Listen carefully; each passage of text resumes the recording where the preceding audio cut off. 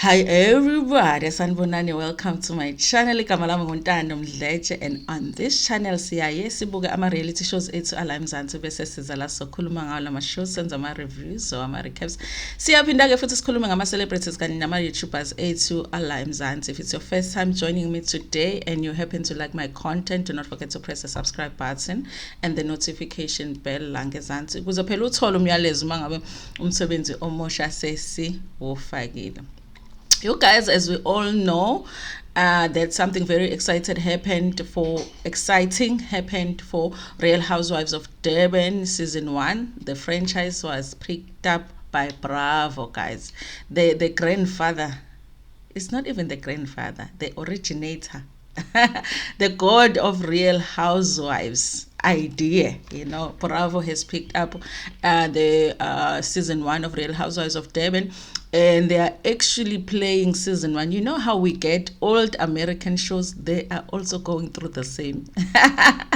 While we already know what happened in season 2, they are watching season 1. They actually had their first episode on Friday, guys. So it doesn't make sense that other people are going to be talking about our show, because this is our show. Okay, this is our show, so it doesn't make sense that they're going to be talking about our show and we're not going to talk about that show. So we're going to go back a little bit with them, because there's reason that they're not going to understand. We're going to have to explain some things. They don't understand. Okay, they don't understand the Durban Indians. They think Indians that they have over there is the Indians. They don't know. They don't understand the Zulus. Okay. We might have to understand what Durban is. Okay, when we talk about, they might not understand who Uncle Reddy is. Vivian Reddy. Sorisha's husband just built a country in Durban. Did you hear? People call it a mall, but it's actually not a mall. That is not a mall, guy. It's a country, that thing, In Durban, there's another country built by Sorisha's husband in Durban. But anyway, you guys, what I'm saying is that we're going to have these videos where we talk a little bit about what happened in season 1 of Real Housewives of Durban while they are watching over there overseas, so that they can know that, we know about our shows. Okay, if they want some explanation, they can come here and get it. Okay, one thing, when I go back and watch season 1, it's always amazing how, if you've watched other seasons of the show and you go back and to the original season, that there are things that you look at and you see them differently. You guys, I cannot believe that in season 1 of Real Housewives of Durban, we actually missed how messy the producers were in season 1. They were so messy. The way that they planned the premiere of Real Housewives of Durban in episode 1, the way that they planned it was so messy, but in a good way. They created that drama, you guys, that happened in season 1. Of course, guys, in episode 1, it's the usual, they're introducing all of the housewives. When Sorisha is introduced, of course, she's the first one to be introduced.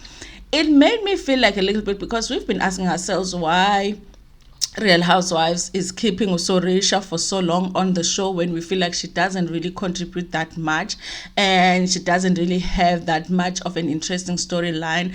But actually, Sorisha Intiga of Real Housewives of Durban, according to the producer, because of the way that they introduce her, just the fact that, guys, she is the only one that really is rich. Okay, you do not question Ubu rich buka Sorisha, because listen. The other women are rich, but when they meet Sorisha, they're like, okay, this is another level.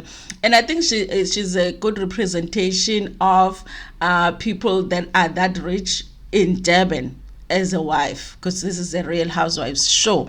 So for that reason, you guys, I feel like in season 1, in her introduction, she definitely deserves a seat. Of course, we can question whether others deserve a seat on that table or not, but Sorisha, we cannot question, because she is a representation of rich Durban, okay, of rich KZN. Okay, so in season 1, really, you have no reason to not even like Sorisha, because not only is she the richest, but she is the kindest, she's the most accommodating, she's the calmest of all of them, and it just feels like she treats everybody the same in season 1, because it's before we actually see the private jet issue in season 2. So she is the nicest, you guys. Beautiful house, beautiful family. I actually didn't realize that Sorisha's daughter is the same age as Siposetsu. She was born in 2010. She's the same age as Siposetsu. I love seeing kids that are the same age as Siposetsu. So I was like, okay, I like Sorisha. We were pregnant at the same time. We had babies the same year. While they were celebrating World Cup here in South Africa, we were actually having babies with Sorisha, okay? And then they introduce KG. Uhumuto is married to a rugby player. And I guess they're also rich, you guys. They are rich. I don't think that they are as rich as Sorisha and her husband, but they're rich too. Her husband is very handsome, you guys. OKG seems very it's like it's taking time for her to just be herself, especially when she's around Sorisha. It's almost like she is so overwhelmed by the fact that she is meeting Sorisha. She's besides herself. So in episode 1, you don't I don't feel like you actually meet the real Homoto in episode 1, because every time she's around Sorisha, she's trying to act a certain way. I don't feel like she's somebody that is comfortable in her own skin and in who she is. It's almost like because Sorisha is so rich, she just gets overwhelmed and all of that and too excited and all that. And then we also meet Annie, you guys. Annie is married to RHOD, of course, the club owner. They're rich too. It's levels to the richness, okay? It's level to the richness. If a woman says they're rich, we take it, okay? You are rich, okay? Until later on, 5 seasons later, we find out you were not, because it always happens on Real Housewives. So later on, you find out they were not that rich. Of course, they have 3 kids, 2 between the 2 of them, and then there's another child that Uhulu has outside of their marriage. Uhulu doesn't look like the type that likes to talk a lot, you know. So as the season move along, we all know that we're not going to get a lot of, anyway, we don't get a lot of the husbands, because even with Sorisha, we do meet Vivian ready. He's preparing to go to a meeting in Cape Town. I think it was just season 1, they're introducing the families. We see a husband in just one scene. Homoto, we also saw her husband in just one scene when she's excited, telling him about the fact that Sorisha has asked her to do the party for her. She's overly excited and all of that. And then, you guys, we meet Ayanda. Listen, Ayanda is the madam, okay? You know, in Potomac, we have Karen. Is it Karen? Is it Karen or Karen? In Potomac, Ayanda Ncwane, guys, is the madam of Durban. She should have been the madam of Durban. The fact that she really couldn't do season 2 still just doesn't sit well with me, and I think that that's a decision that the producers need to relook at. You know, if they need to accommodate her more just so she can do the show, do that, because we need, I personally need Ayanda back, you guys. So very beautiful. Of course, her husband is late, Sfiso Ncwane, the gospel singer. We all know that. So there's no husband to introduce, but she does have 2 kids. But she's coming on with her brother Pupa, you guys. What a pleasure to actually be introduced to Pupa, because for me, it was the first time that I got to know about Pupa. She does very well on TV. Upupo, he's very good for TV. He's very funny. I like him. I like the fact that Ayanda brought him along. He is her stylist as well, doing very well. He actually did Young, Famous and African. He styled the cast. I don't know if he's going to be doing it for season 2, since they are shooting season 2 now. So he is famous sort of in his own right, you know, but at the time in season 1, it's just the introduction for most of us. For a lot of us, it was just us being introduced to Pupo. What I like about Lokuzana relationship ka Pupo kanye no Ayanda is that they are siblings, and they also seem to spend a lot of time together. However, I feel like Ayanda is able to have some limits in terms of how much Pupo comes to shoot scenes with her on the show, because I feel like that's one thing that when it comes to Nonku, it's opposite and her mom, where we feel like her mom had become part of the show when we actually wanted to see more of Nonku, not more of her mom. But Ayanda seemed to be able to be like, okay, this event I'm gonna go alone. Okay, we can shoot some scenes with you, but I'm not gonna take you everywhere with me. I like that because there is a scene when Pupa wanted to go with Ayanda to the training session, and Ayanda's like, no, the invitation says me, so only I am going. I like that because she could have easily done what other people do when you bring a friend to the show and then you just take them everywhere with you. You know, every you just try and get them as much camera time as they can possibly get. So I like go to Ayanda. They shoot some scenes with the Pupo, but when she is going to be with the woman, she tries and not bring Pupo along. I love that, you guys. Of course, the fashion sense ga Ayanda is like number one because of course she has Upupo right by her side to make sure that she looks good. Okay, and there was a thing about season one and Ayanda. Everybody was talking about how she's always dressed up for every scene. Ayanda understood. I'm shooting a TV show here. I'm not just going to show up anyhow. In fact, I'm very surprised that in the intro of the show there is a part where she's wearing jeans. I'm like, how did they get Ayanda Ngwane to wear jeans to shoot the intro for the show? How did that happen? Because I don't get it. I don't get it. Somebody must have said you have to be casual, and then they put her on jeans because it's just not something that she does. Of course, you guys, there are two people that I feel like somehow it didn't work out the way that the producers wanted it to work out. I feel like when it comes to Utobe, the way that they introduced Utobe Ndlovu, who is the woman in the construction business, the way they introduced Utobe, it sounded like she was supposed to be a very important cast member, very close to Sorisha. And I feel like she was supposed to be the main cast member originally. The way that she is introduced for episode one, I feel like she was supposed to be the original cast member.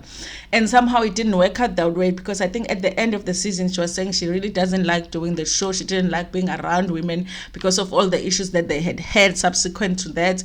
That later on they decided that they were just going to make her to be the friend of the show, because if you look at all of the posters, all of the photos that they take as cast members, she is not there, Utobe. But when you look at episode one, it really looks like she gets diary session like everybody else. She gets that invites to the party like everybody else. In fact, the person that doesn't get the invites to the party at Diwali that Sorisha is doing is Unonku. Nonko comes as a plus one Katobe. I have a feeling Yoguti, the producers wanted Unonko to be a friend of the show and then Utobe to be the main cast member. But for some reason, it felt like Nonko had a more interesting storyline and she was participating more, and Utobe seemed to be reserved and didn't want to get into any drama, and as a result they decided to go with Nonko instead of Tobe as a cast member. This is not something that I read anywhere. It just feels like that when I go back and watch season one, you guys. I do not feel like they had an intention to make Nonko the main cast member. I feel like they had an intention to make Utobe. She just didn't work out. Also, Utobe seems very uncomfortable and seem like she is trying too much to fit in and to say the right thing and all of that. And with reality show, you have to look like you are just relaxed and you're just being yourself and you're just going about your life the way that you would go about your life, even though we know that that is not really true. And you also have to look like whatever you're saying is something that you would say normally when you're having conversations with your friends. So Utobe, it sounded like she's trying too much to say the right thing. She doesn't want to say anything wrong. She doesn't want to, and it felt like that. In reality show, almost like it wasn't really her thing. She got into it, but she wasn't sure what it was going to be. When she found out what it was, it just wasn't her thing, you guys. Of course, in episode one, they have not introduced Ula Chongo, you guys. They have not introduced Ula Chongo in episode one, so we do not get to see her. Of course, Ula Chongo, we all know her. Unonkanyitso Chongo, who is the ex-fiance of our ex-president Jacob Zuma. Okay, she was almost the first lady of the country. One of the many first ladies. She was almost one of the many first ladies of the country. The president that had his temple, okay? Anyway, you guys, so of course they're planning a Diwali party. Khumuto is planning the party because she's an events organizer or coordinator or events planner. She's planning the event for Sorisha. And Annie's gonna be organizing the dancers, Indian dancers. The event comes beautiful. They all dress beautifully. Utobe has invited Unonku as a +1, but I think she made a mistake of not telling Unonku about the theme. But it also felt like that friend that would be like, bring me come with me and not tell you, would see, so that she can look good and you don't.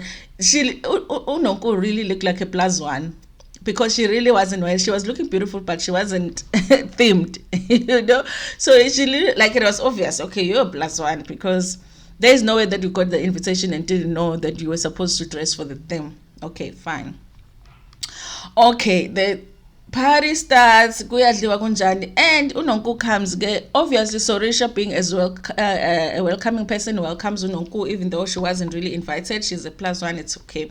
There are other people there at the party, but of course the cameras are going to focus on the cast on the table where the cast is sitting. Okay, so they all arrive there. Ayanda arrives late because, of course, the madam has to have a grand entrance, okay? Which Nonko doesn't like, okay? Listen, if you've been a side chick, okay, your life is going to side chick all the way. The wife is always just going to take the spotlights, okay? So then the event starts, so shows up Ayanda and everything. Guys, listen. When I said that the producers were messy, they were messy because I think that the producers knew the story of Unonku having a child with the late Sfiso, and I think that they casted Unonku for that very reason, you guys. And they also did make sure that that story comes out on that day. They also made sure that that story comes out on that day because they could have arranged for it to happen another time. They could have arranged for it to Unonku no Sfiso have not no Sfiso no Ayanda have a conversation another time. Now I'm distracted by this call. Have a conversation another time. Okay, so the fact that they made sure that it happened that night, it just tells me they were messy. I also think that Ayanda really didn't know Unonku. I don't think that she would deny knowing Unonku if she did, but you never know. I think that she really didn't know. I think that she probably heard the rumors of who was coming to the show, and she heard Ikamala Nonku, but didn't connect the dot to say this is Nonku because she didn't understand how messy the producers can be.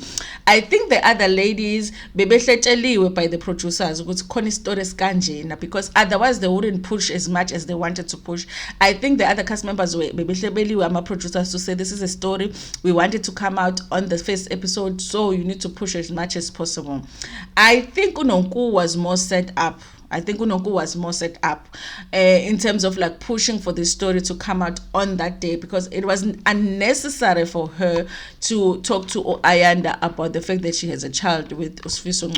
So it's a beautiful dinner and everything. You guys, Nonku seems to want meat on a Diwali dinner, which was made very clear that this is a vegetarian event, so nobody's going to be having meat. And Unonku, you guys, I know at the beginning, and this is sad because honestly, I think she's going to go through what she went through in the first season now all over again because she got a lot of hate in the first season. Unonku.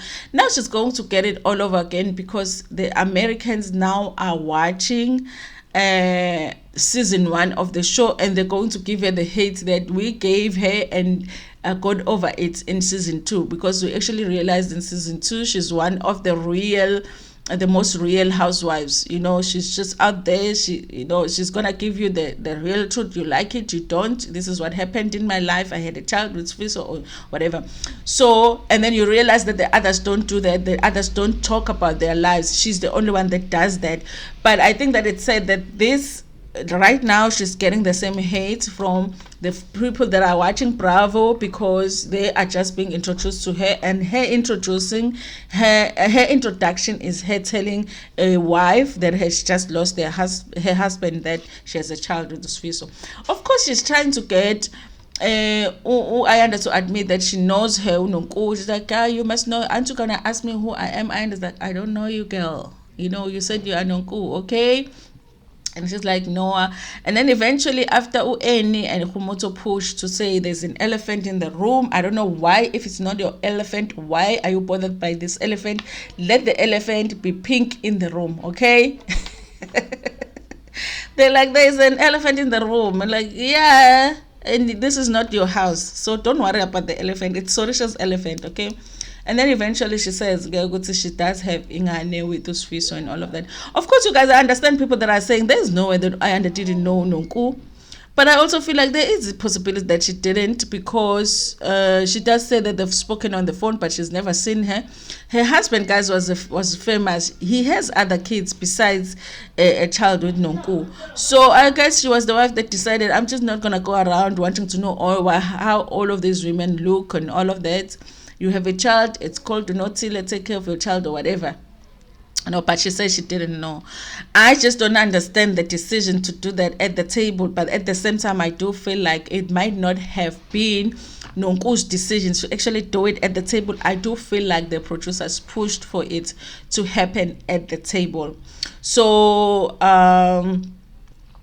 yeah, you guys, so that's what happens. Anyway, the episode ends while they are still trying to sort that out, because of course clearly you can see that Ayanda is just shocked. He's just shocked that this is the Nonko, and then this Nonko is also going to say this here at the table. Why does she need to say it at the table? That, but again, that's what happened. It ends there. Of course, the conversation is going to go on next episode to see what happens after that. I understand on the thing is like, listen, I'm the wife. I wasn't there when these babies are made, but at the end of the day now, it's like people want me to take accountability for something when they had an affair all together without me. Now there's a child. Now I must know about the child. I must know about the mother. Why? Also, my husband is no longer alive, And she does say she knew about Unotile. She remember Unonku calling her while she was pregnant. Like, you don't call the wife while you are joling with her husband, but once you have a child, now you're calling. And she has always wanted Sfiso to have a relationship with his daughter. But I mean, obviously, it wasn't something that she was supposed to control and everything. Guys, of course, like if they were going to do the same show, Ayanda and Nonku, at some point they would have had to talk about the fact that who Nonku is in relation to Ayanda. It would have come out anyway. But I think I have an issue with the fact that it came out at the table. But I feel like it caused enough drama to make the first episode that grand and make people so interested in watching moving forward. But I feel sorry for Nonku, because she's going to get the hate again that she got in the first season, because the show is repeating now. Anyway, you guys, there was the first episode of Real Housewives of Durban Season 1, Episode 1. If you are interested to do the revision with me, thank you so much for watching. Please like the video before Pumegiona. What do you think about this Nonku versus Ayanda thing? And also share the video with your friends, with your family, and even with strangers in Ntando.